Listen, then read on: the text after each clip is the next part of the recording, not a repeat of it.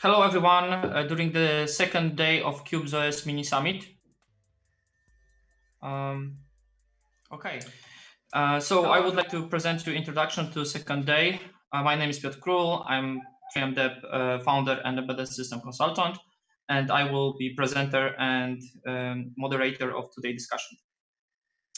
Who we will have today as a guest? So Marek, like last week, Qubes OS project lead.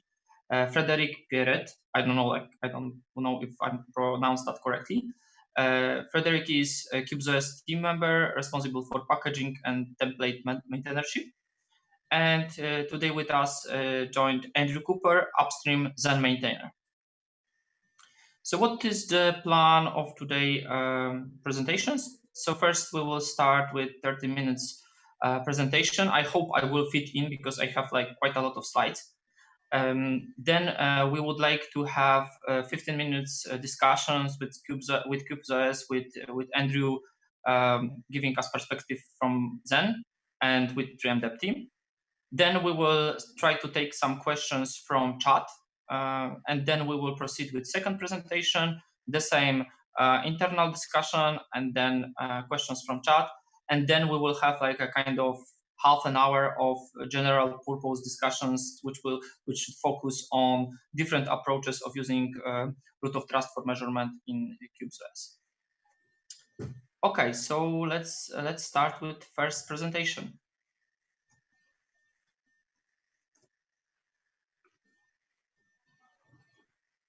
So first presentation would be static root of trust for measurement for Qubes OS VMs. And I will start with a little bit about me. Who am I? Then we'll tell what's the goal of this presentation. We'll try my best to explain some terminology. Then what kind of practical use cases are behind SRTM for VMs. Then I would like to try to present how and where is SRTM on real hardware, and then we can consider where it should be placed on VMs. Then how Qubes, like what's the state of Qubes in various areas to leverage SRTM and then measured boot, of course. Then we will talk about support of TPM in QEMU. What's SWTPM, what's the project, what it can deliver in light of this talk. Then we will talk about interesting design which was created and implemented in Zen, which is called VTPM, and what kind of possible other solutions we have. And then we will proceed with some assumptions that I think are reasonable, future ideas, and discussion. Okay, who am I? So as I said, I'm founder and embedded system consultant at 3M Dev. I'm very interested in promoting, evangelizing open source firmware. I'm working around platform security and trying to improve it. And I'm also interested in trusted computing. You can find me on Twitter, like drop me an email. You can find me on LinkedIn, on Facebook. I'm pretty much everywhere. So what's the goal of this presentation? Main goal of this presentation is to discuss feasibility and security of various static root of trust for measurement implementations for Qubes OS virtual machines. I believe this also covers like general idea and general use of static root of trust for measurement and measured boot in virtual machines. But definitely, like this is Qubes OS mini summit, and we want to place that in the context. I would like to thank people that helped me over last week or more to create that presentation. Marek stayed very late night supporting me to try enable some stuff. Stefan replied to my emails about SWTPM and how it can be used. Andrew provide like very deep insights, what's reasonable, what's unreasonable, and what's the path of least resistance. Daniel also commented the presentation, provided feedback. So thank you guys for that. Okay, so let's start with root of trust family. So this picture comes from it's like trusted computing group specs in one picture, presenting the family of various root of trusts. So So we have like big family of root of trust. You can see here that it's quite complex. There are many of them. They can be used in various ways. I will not go down with every piece here explaining what it is. Maybe even I don't understand all the possible root of trust and how those can be used. What I want to show here that we're focusing on this red area, which covers static root of trust for measurement. And we distinguish based on the TCG specification 2 types of static root of trust for measurements. First is static hardware root of trust for measurement, and second is static code root of trust for measurement. And I will like to talk about that on next slides. So typically static code root of trust for measurement use some code root of trust and of course hardware trust, static hardware root of trust for measurement use some hardware root of trust. In next week we will talk about DTRM, which will be this blue rectangle. Okay.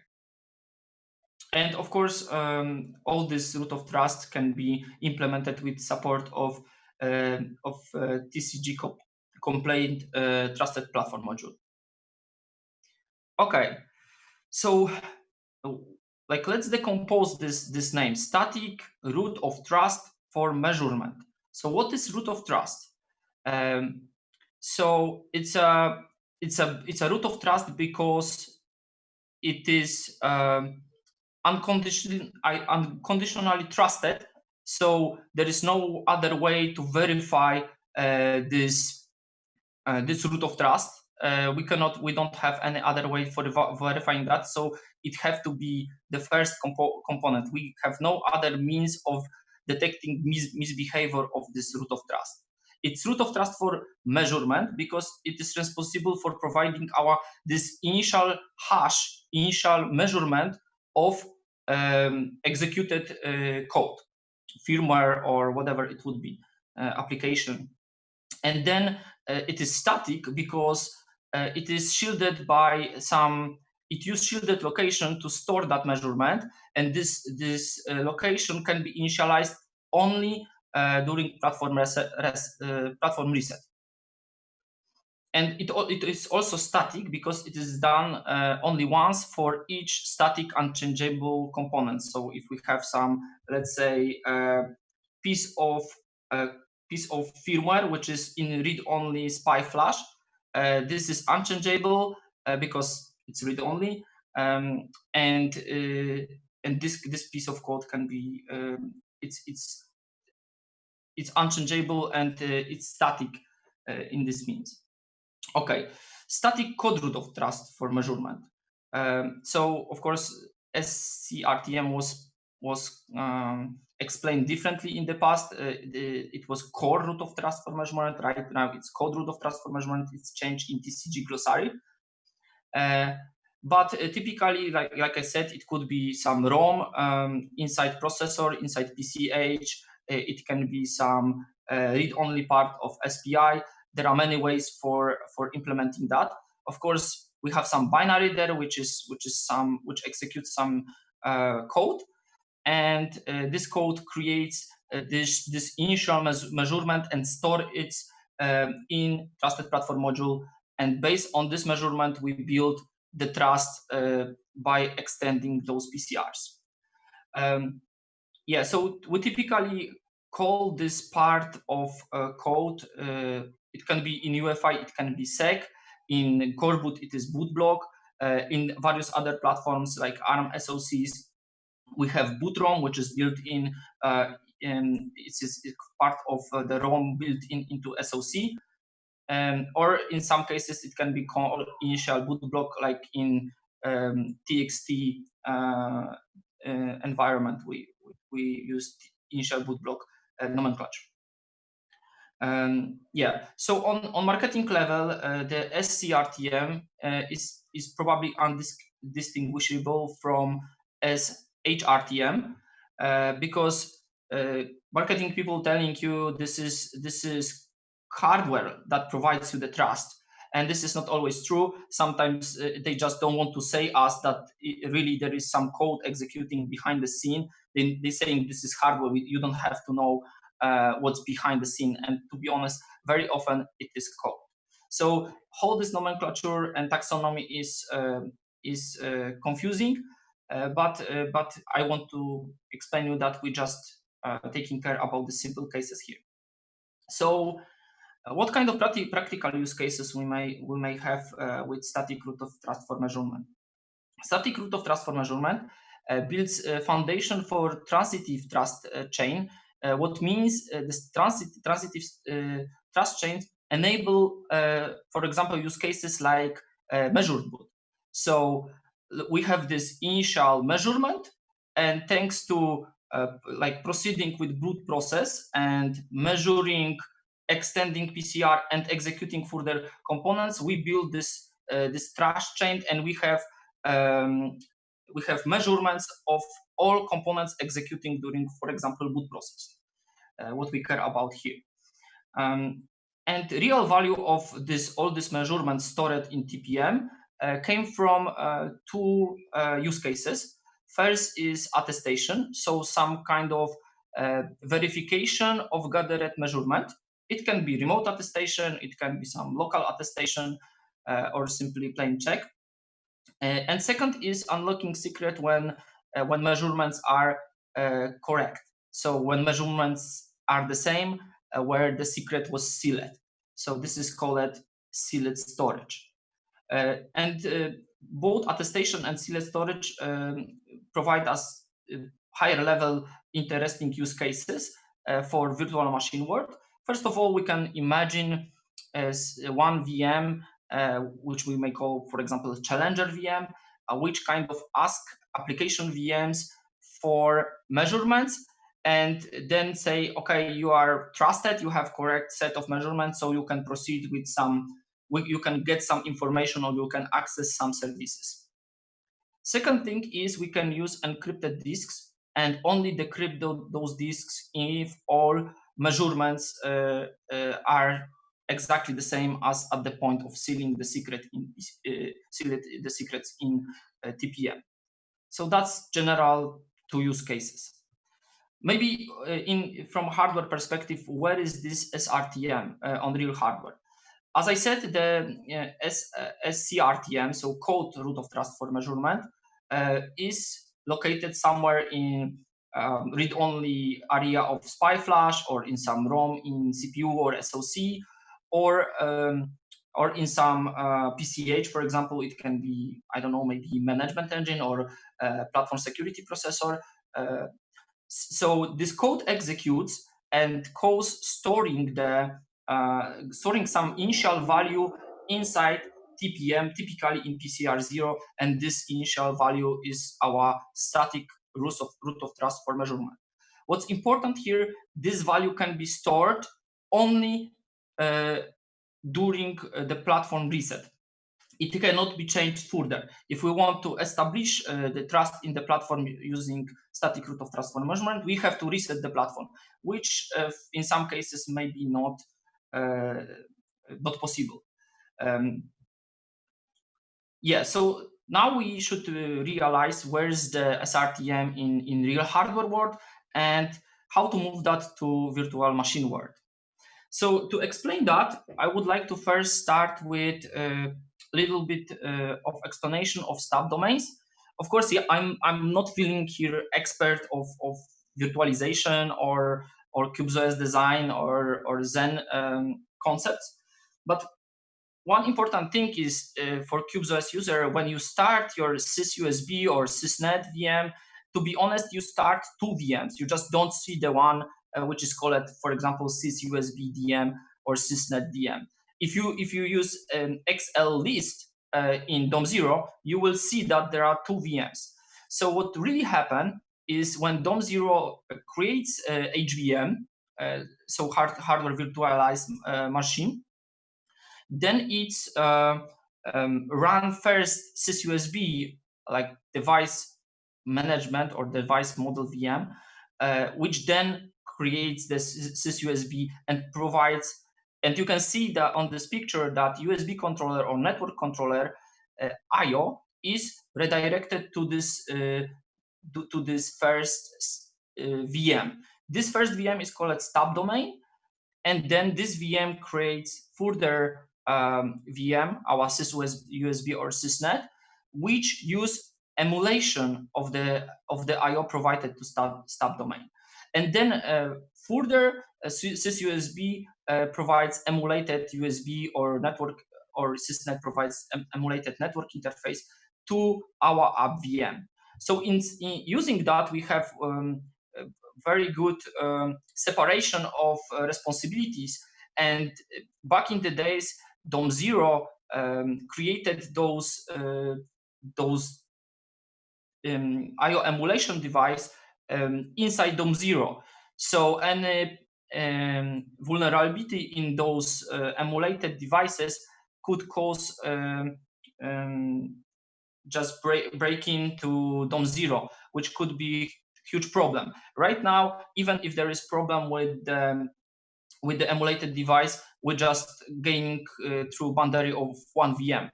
We're not gaining access to DOM0, which provides better security. Okay. So in reality, most straightforward way for enabling SRTM and measured boot, of course, would be to just add TPM device to QEMU. And what options we have to enable TPM in QEMU? So first of all, it depends what we want, because we may have many various scenarios, and there are many options to provide this TPM. I will explain which one are available, which are the most make most sense. But first of all, we have to know that Qubes OS 4.0 use QEMU 3.0, which may limit our options for enabling TPM. 4.1 use QEMU 4.2, which of course extend that, but the most recent version is 5.0, so probably that would be the most interesting part. But of course, to be honest, this feature cannot target 4.0, so maybe this is a little bit out of the scope. Then we have discussion. We have to discuss. So we have this enabling of TPM. That's one piece of puzzle. Second piece of puzzle is boot firmware, and the question is, shall we limit ourselves to UEFI our guest OSs? Right now, default firmware for booting VMs in Qubes OS is cBIOS. So this would require some change. That there's interesting quote, or interesting or good answer from Andrew, that we should aim to prohibit. We shouldn't aim to prohibit non-UEFI firmware, but we should start with UEFI, since this is most popular solution and probably de facto industry standard for boot firmware. And the problem with cBIOS, for example, is the thing that I also presented on Linux Plumbers conference last year, that we would need to extend the trust to operating system. We would need support for TCG interrupt 1A, which is kind of problematic, and not like cBIOS have support for that, but then there are not many operating systems which have that support, or even if there are any. I know that there was Trusted Grab project which used that interface. So this is kind of complicated to have ability to boot legacy OS in measured way, like to measure boot of legacy OSs. Okay, and then we have another piece of puzzle, which is bootloader, and question what kind of bootloaders we should support. So Qubes OS users mostly use Linux and Windows VMs. So both typical bootloaders or direct boot of Linux kernel from UEFI should be supported in this case. But then there are also other OSs that may have problem with that. So we have BSD. Marek mentioned that there are some people that even trying React OS. So that's the question, like how to handle these corner cases. And finally, we have our hypervisor and its version, which is I believe like R40 got Zen 4.8, if I remember correctly. But it is important factor. Definitely, the supported feature set depends on the hypervisor in some cases. Okay, so what options we have for TPM support in QEMU? First of all, to explain how TPM works inside QEMU. So this support consists of two pieces. There's front-end and back-end. So front-end provide hardware interface to guest, which runs in QEMU. And for front-end, we have following option. We have TCG TPM interface specification compatible interface, which cut MMIO access from OS. The similar way with MMIO access is TCG command response buffer interface. Then we have very limited interfaces which kind of not help us in this case, which is fwcfg interface, which just provides physical presence interface, TPM version, and like couple small options, but it could be extended to other things. Then we have ACPI interface, which is also not very helpful in SRTM implementation, since it only provides base address and it just explains what kind of usage model shall we use polling or interrupts, in this case polling all the time, and TCPA or adequate ACPI table for TPM2. And there is also ACPI physical presence interface, which kind of is the same thing as fwcfg. So those are front-end options, and in this case, it looks like only TIS and CRB make sense for measured boot. Then we have backends, and there are two backends in QEMU supported. First is pass-through, which means passing the hardware TPM or DTPM or FTPM to our virtual machine, or emulated device, which currently supports only SWTPM protocol, which is kind of also problematic for some designs that I will propose. Okay, so if we know that the problem with passing through physical TPM is that it's not scalable. So typically we have just one physical TPM, so it doesn't make sense to. It's not scalable. It will not scale to 10, 15, 20 virtual machines. So we need some other solution, and to be honest, SWTPM is the only solution that makes sense in this situation. So SWTPM is a libTPM based emulator. It was created by Stefan Berger from IBM in 2015. It can use for communication. It can expose socket, character device, or use Linux CUs or QUSE, or I don't know how to pronounce that, character devices which can be created in user space. And those are possible ways of communication of this SWTPM process to external world. It supports TPM 1.2 and TPM 2.0. The thread model of it is that it's just a regular process which runs in hosting OS or wherever we will run, in stub domain or in other places. So if someone will be able to break into this environment and hook strace or GDB, it may get some sensitive information and reveal secrets. If this process will run in stub domain, it exposes limited protocol to QEMU, and then QEMU use device or whatever. If it can be also in DOM0, but it exposes this limited protocol to QEMU, and then QEMU use device model to expose correct device to operating system further. Okay, it has no protection also against any malicious hypervisor or administrator which has privileges to access the process.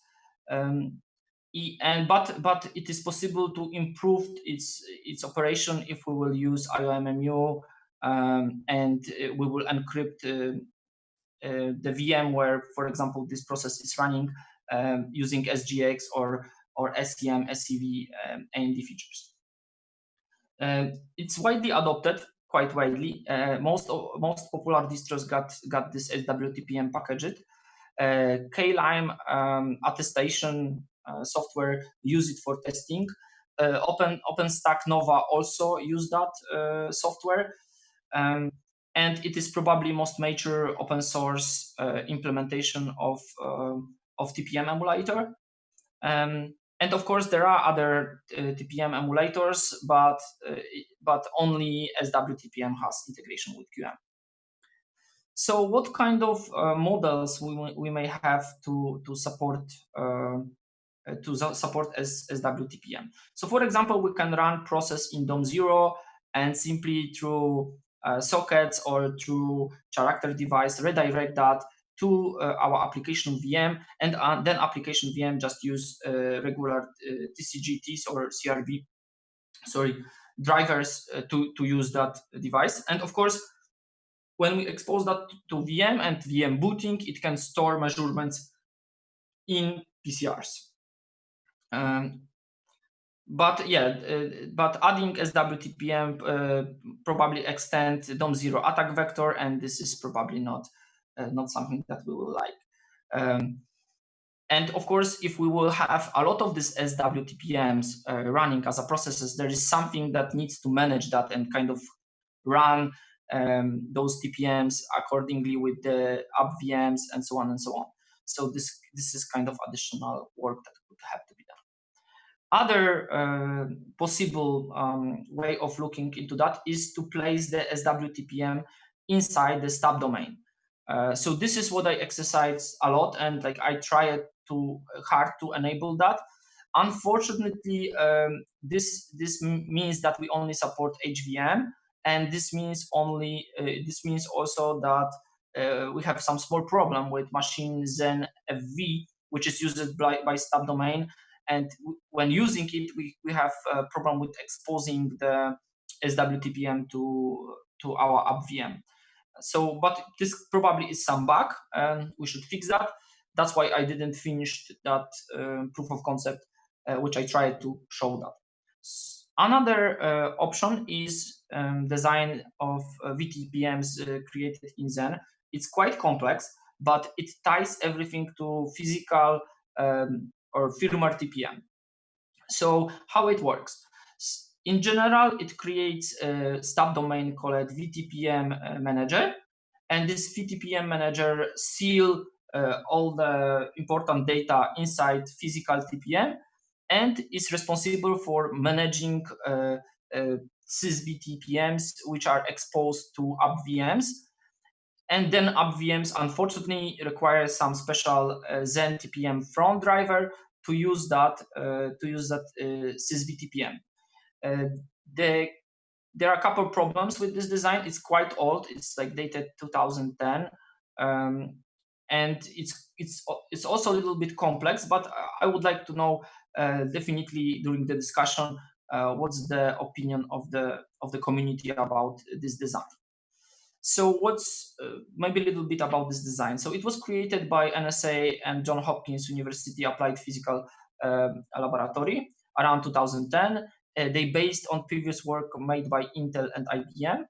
And like when I looked at repositories, it looks like this, because I was not able to set up this configuration. We can talk about that later, because this is also an interesting story. But it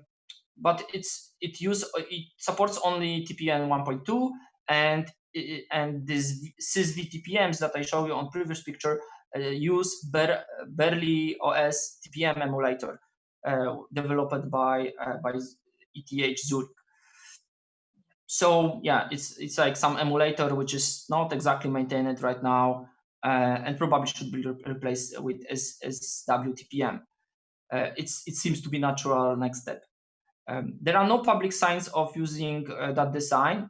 Probably, like I believe the creators did that on purpose and they use that somewhere, but it doesn't look like community use that design in any ways. Definitely there are some commercial products claiming there is VTPMs 2.0. So maybe this is similar or this is completely different, I don't know. The goal of the VTPM was to extend chain of trust rooted in the hardware to virtual machines. So it was used in a way that some PCRs were still assigned to the boot process of the DOM0, and then another couple PCRs were used for to be extended during the VM boot process. And in theory, the VTPM manager should support even 20,000 VTPMs, which is like very impressive number. And if they will, I don't know if they try it, but at least they put that number. It securely stores encryption keys of our sys VTPMs. Then it provides also a single controlled path to access physical TPM. So we have very well specified interface. It provides evidence of current configuration via TPM quote. Of course, this is TPM 1.2, so different mechanism. Its data is secured by physical TPM seal operations. So we have physical TPM security. Yeah, and as I said, like whole designs seem to be a little bit outdated and quite complex. Okay, so let's maybe like go to the extent, to extreme, and like this is proposal of 3M Dep. Of course, this is complete dream, and like I don't think it would be achievable in reasonable future.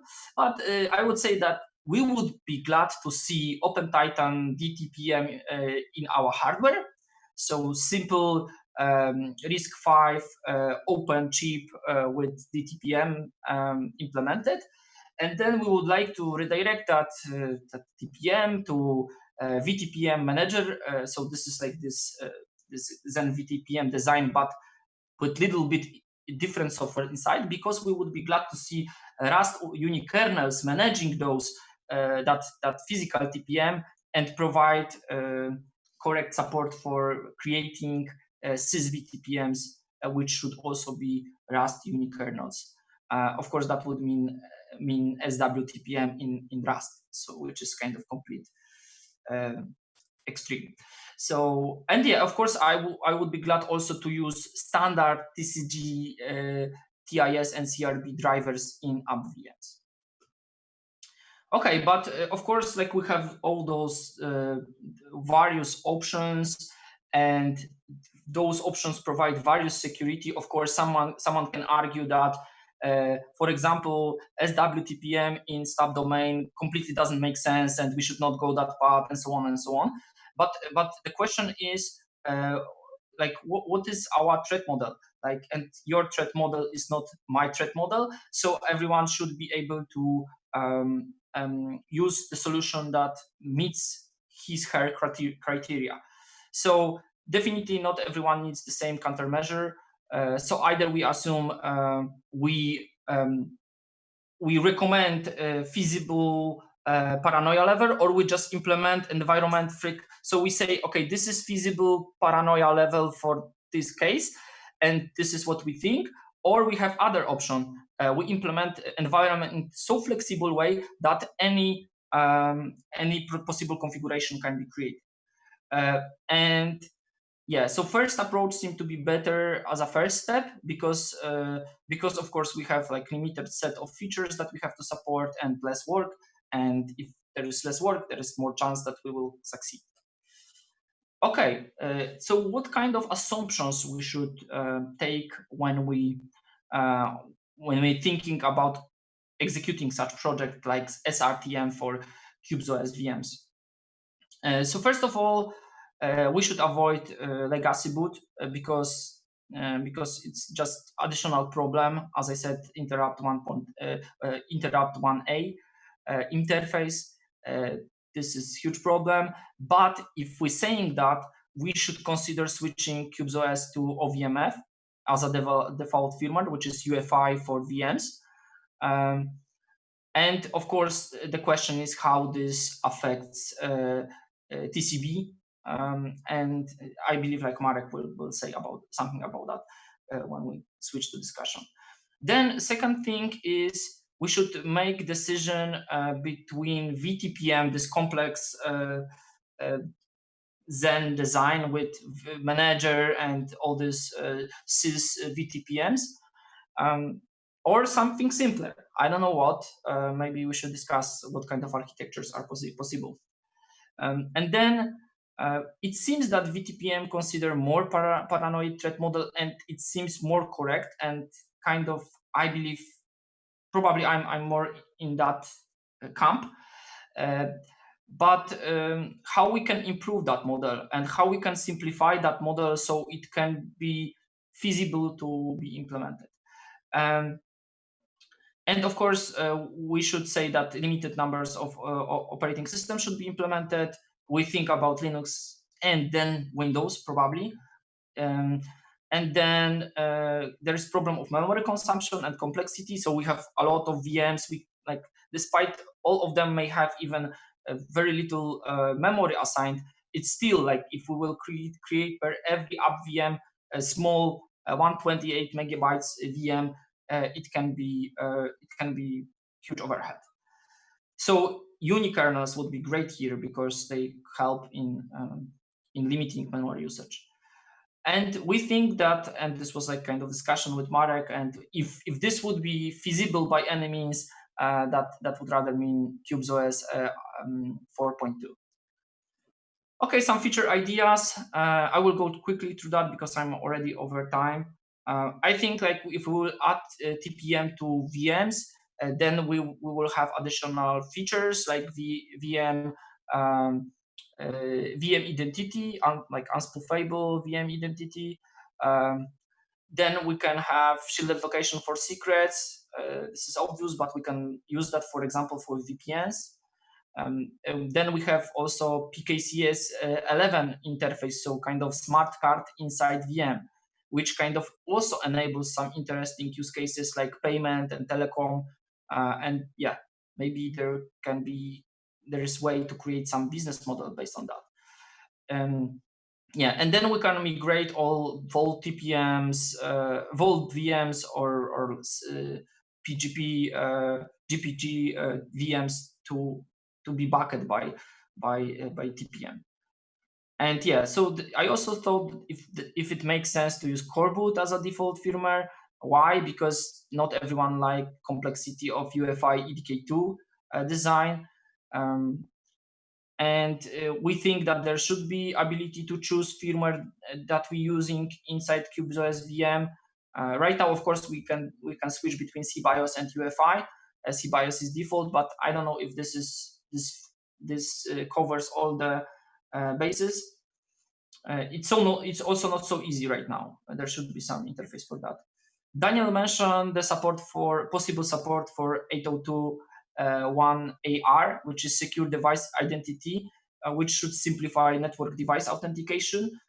Like I didn't dive in the spec, and I'm not sure how this exactly should be used, but it's interesting point to consider for future development.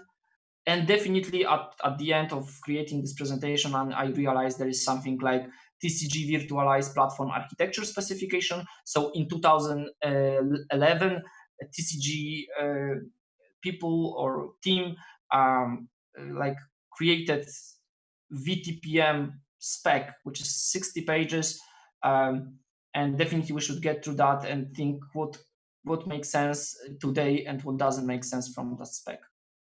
And some thoughts for discussion, but we should switch to discussion right now, I believe. So first of all, interesting point is that any change to the components that we use during boot, like boot firmware or the system image, can be introduced only in DOM 0. What means that that DOM 0 should also be trusted. So what means that we should probably measure also DOM 0 and attest it, or use sealed storage to unseal DOM 0 only if the PCRs are correct. Yeah, so it depends on threat model, definitely. And then yeah, this existence of this platform architecture specification means that we should try to leverage that knowledge as much as possible. And that would be my starting points for the discussion. Yeah.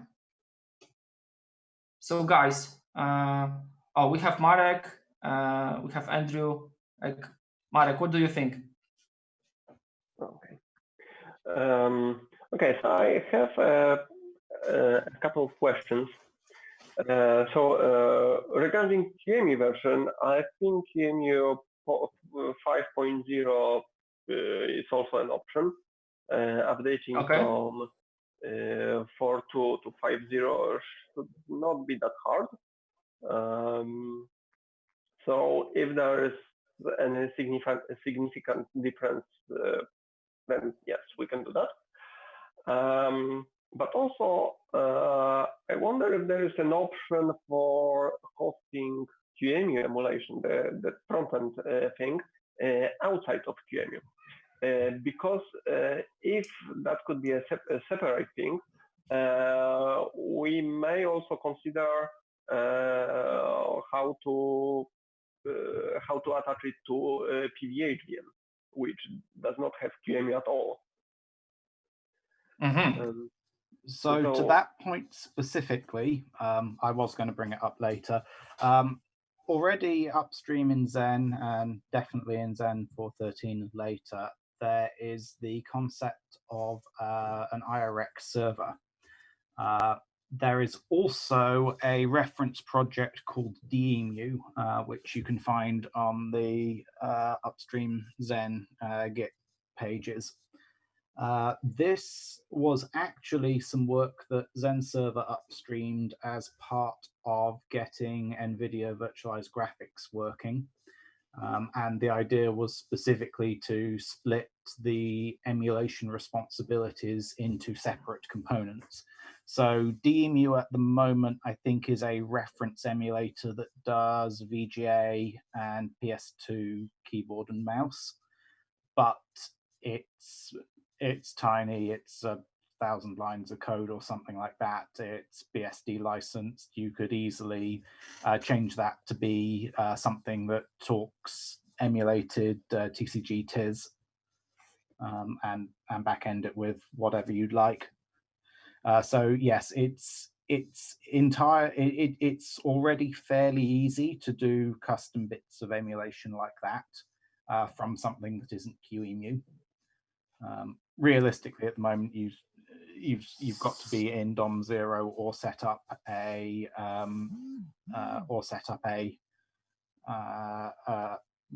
stub domain to do it. But all of that should be doable.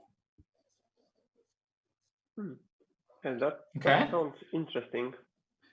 Also, that would allow you to have something that is just the TPM emulation for a PVH guest speaking the TIS and CRB MIO interface, which will be most compatible for the guest. So the other thing to remember with PVH guests is that there are basically two versions of them. One is a direct boot, where you just start Linux and Linux is the first thing that runs, at which point it could find some ACP tables or probe directly for it. Or there's a separate option that we're working on where OVMF starts as PVH directly and boots up via that mechanism. So both of them are what we're looking to longer term to reduce the amount of QEMU in the system. Okay. Okay. How is it related to booting Grub inside PVH, which you can also do? Is it something similar to OVMF architectural? Just simply replace Grub with OVMF, or is it something different? In theory, yes, it should be just replace one with the other.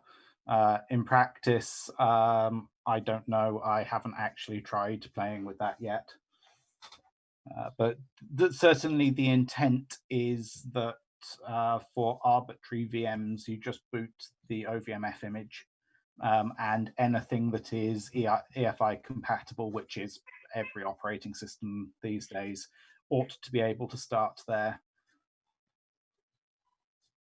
Okay. Okay. So definitely there is a difference for support, like how this measured boot or like this SRTM can be provided for PVH and for HVM.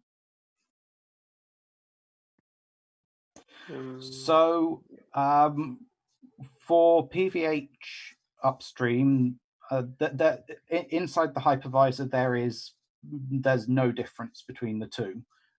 It's literally the same set of hypercalls to create. The only difference between what people think of as plain HVM and PVH is the lack of QEMU as the default emulator for legacy IO devices.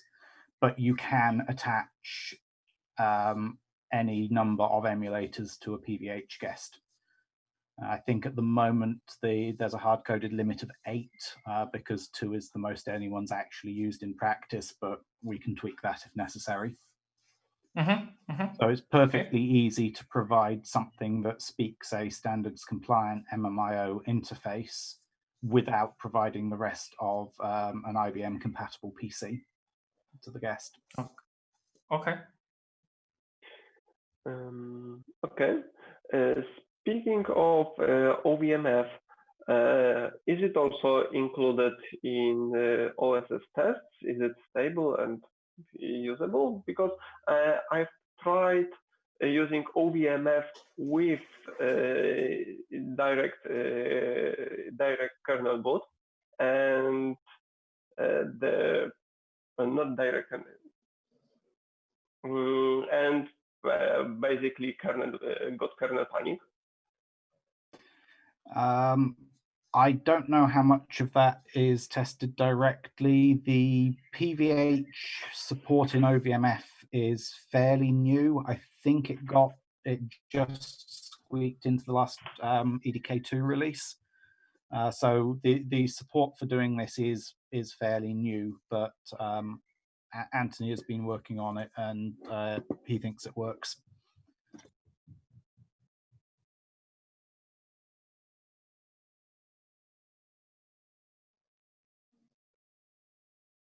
Marek?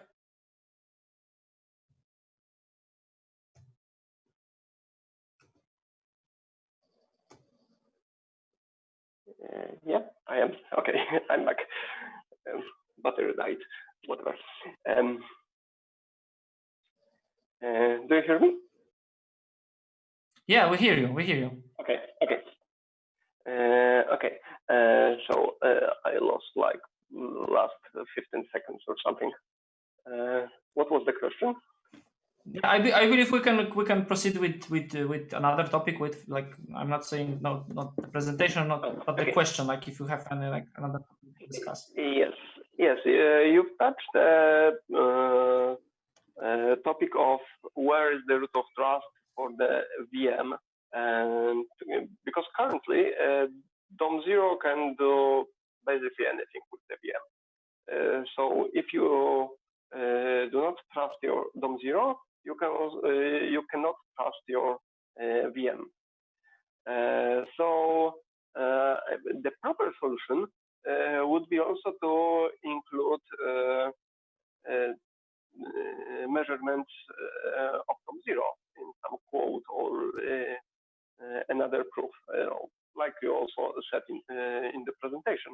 But I wonder if there is some workaround, some temporary solution for that, because for measured DOM0, for this to be something useful, we need DOM0 to be much smaller and preferably read-only, and this won't happen in next few months. I think we are at least a year from that point, probably more. So I wonder if there is some simpler temporary solution for that problem. I don't know. Maybe measure just then binary,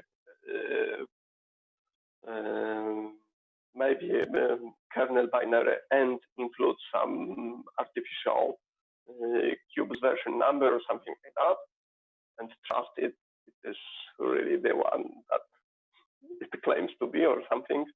What do you think? Mm-hmm.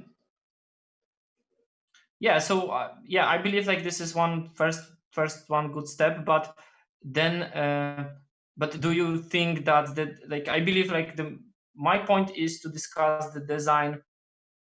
So I agree that there could be, and it would be nice if we will have some step in Qubes OS to have that DOM 0 measurement or parts of DOM 0 measurement. But then the question is what design we should choose to extend that for VMs. There is also other point of hold that discussion. I believe like some people may benefit from having TPM inside VM. One thing is measured boot, which is like simpler thing to provide, and based on that, it is easy to build another features.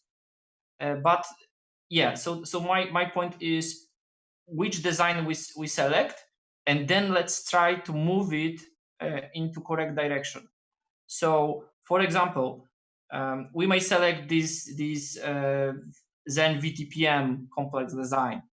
So we have to divide that, what kind of problems we have here, and what things we should try to implement, and build kind of project plan for doing that.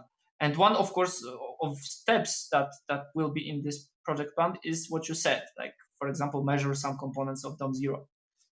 But still, to move any step further, we should at least agree what kind of design makes most sense and what path we should go, and then maybe try to enable and let the community know how they can try that and help in enabling, for example. Because if we will have so many designs, we just in no decision, we're still in the same place. We will not move from that place because it's like we are paralyzed with lack of decision. So I believe like it would be great to have some idea of what design we're moving forward, what design we want, what design you like, what design Andrew like. Maybe other people on the live stream also can comment. Yeah, I think we should start from defining some goals, like why do you want TPM inside your VM, and then we can think what is needed to achieve that goal. I think one of the before you trust TPM with any kind of secrets or measurements on whatever, I think you need to be sure that you are talking to something that is a TPM, like with maybe not necessarily a hardware TPM, but a device with certain properties. So we need some kind of identification, a proof that this is a device that behaves in certain ways. So just presenting a device, emulated device, without defining any kind of root of trust for that device makes it indistinguishable from any other emulated with, I don't know, patched QEMU or SWTPM that dumps all the secrets to the, I don't know, console logs or broadcast over internet or something, you know. Yeah. So do you think like having EK or correct key that we know coming from approved source, and when this, because in theory in VM, like you have something connected, you think this is device, and you should think this is a device. There should be no kind of I think this should be exposed to you with the intent that it should behave exactly as device inside your operating system. So if this device, like emulated or whatever, provides correct identity through EK or other keys or other set of keys or certificate, does it like kind of helps, or this is not what you're looking for? I think it helps at least with some use cases, because if you have some EK established, you can at least check if this EK doesn't change between your VM startups, right? So even if you don't have any external measurement of this EK, ensuring that it's released only to some proper system, whatever, you can at least verify if something changed, if you are connected to the same software component, right? So I think that's definitely a step in a good direction. Yeah. Okay, we don't have any questions from audience, so yeah. So do we have any other topics to talk? Like, Andrew, do you want to raise anything? Like, have you got strong opinion about design that we should pursue? Only my usual recommendation that building it up piece by piece is usually the best way to go. I completely understand that a virtual TPM in QEMU alone and not rooted anywhere is of no practical security benefit, but it is still a very useful testing benefit to be able to say, does my mechanism work? Similar, because at the end of the day, if it doesn't work in the most simple case, it's not going to work in the most complicated case either.